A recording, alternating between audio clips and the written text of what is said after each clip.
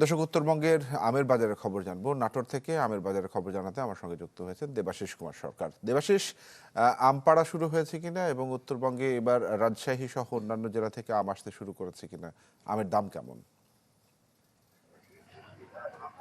তানভীর, আপনি জানেন যে আম তো পাড়া শুরু হয়েছে এবং আম বাজারে এসেছে এবং প্রচন্ড গরম পড়ার কারণে আমের যে প্রাদুর্ভাব সেটা বাজারে বেশি এবং যে আমের দাম সেটাও কিন্তু ঈদের পর থেকে অনেকটাই কমতির দিকে। বিশেষ করে যে জাতের আমগুলো রয়েছে আপনার এখন তো চলছে রানী পছন্দ, খ্রিস্টাপাত এবং কালু আমের শেষ পর্যায়ে চলছে। এরপরে আসবে লক্ষণভোগ সহ অন্যান্য যে আমগুলো রয়েছে সেগুলো পরবর্তী সময় আসবে, ল্যাংড়া সহ অন্যান্য যে আম, ফজলি সহ। কিন্তু এরই মধ্যে বাজারে যে আম উঠেছে তাতে এক প্রকার দামের এক দরপতনই বলা চলে। কারণ 800 টাকা থেকে শুরু করে সর্বোচ্চ 1600-1700 মন দরে বিক্রি হচ্ছে আম এবং যেটা গাছ থেকে এই মুহূর্তে পেরে নিয়ে আসা পাকা আম সেইটা বিক্রি হতে দেখেছি আমরা 2100 টাকা থেকে 1700 টাকা মন দরে, আকার এবং প্রকার ভেদে। এছাড়া অন্যান্য যে আম রয়েছে সেই আমগুলোও কিন্তু বিক্রি হচ্ছে আরো কম মূল্যে।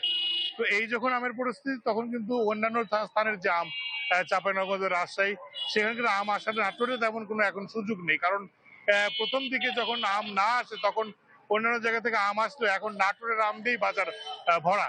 এবং আমি কৃষি বিভাগের যে তথ্য মতে সেটা প্রায় 7000 হেক্টর জমিতে এবার আমের চাষ হয়েছে এবং আমের যে উৎপাদন সেটা 70,000 মেট্রিক টন এবং যা থেকে প্রায় 400 কোটি টাকার ব্যবসার আশা করছেন কৃষি বিভাগ।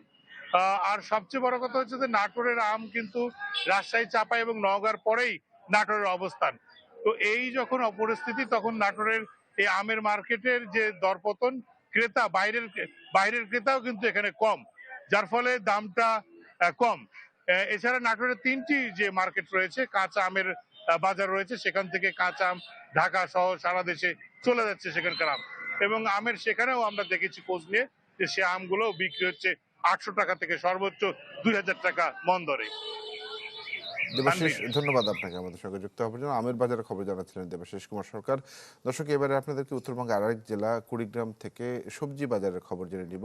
আমার সঙ্গে যুক্ত হয়েছেন কুড়িগ্রাম থেকে গোলাম মাওলা সিরাজ। গোলাম মাওলা সিরাজ, একটু জানাবেন সবজির সরবরাহ কেমন এবং সবজির প্রকার ভেদে দামের তারতম্য রয়েছে কিনা?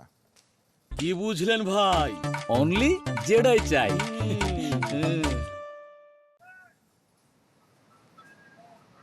তানভীর, আমি আছি কুড়িগ্রামের সবচেয়ে বড় যে পাইকারি বাজার রয়েছে জিয়া বাজার, সেই জিয়া বাজারে সকাল থেকেই মূলত এখানে কিন্তু ভোরবেলা থেকে বেচা কেনা জমে। আমরা এখন আছি সেই বাজারে, এসে যেটা দেখছি যে আসলে এখানে বিশেষ করে পাইকারি বেচা কেনা চলছে। তো এই পাইকারি বিক্রেতা যারা রয়েছে তাদের মাধ্যমে যেটা আমরা জানলাম যে হঠাৎ করে আজকে কিন্তু আসলে প্রায় সব ধরনের সবজির কেজি প্রতি 2 থেকে 6 টাকা পর্যন্ত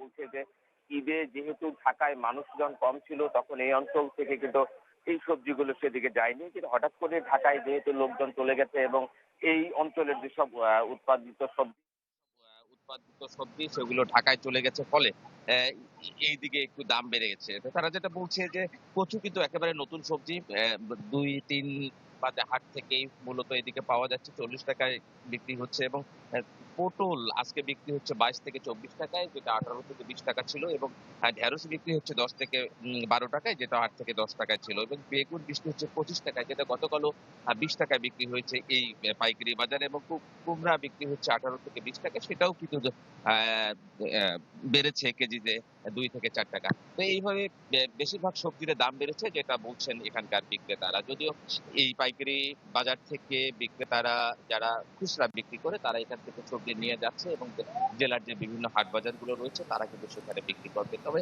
জি, এই গোলাম পাইকারি মাওলা বাজার সিরাজ, ধন্যবাদ আপনাকে। কুড়িগ্রাম থেকে জানাচ্ছিলেন গোলাম মাওলা সিরাজ।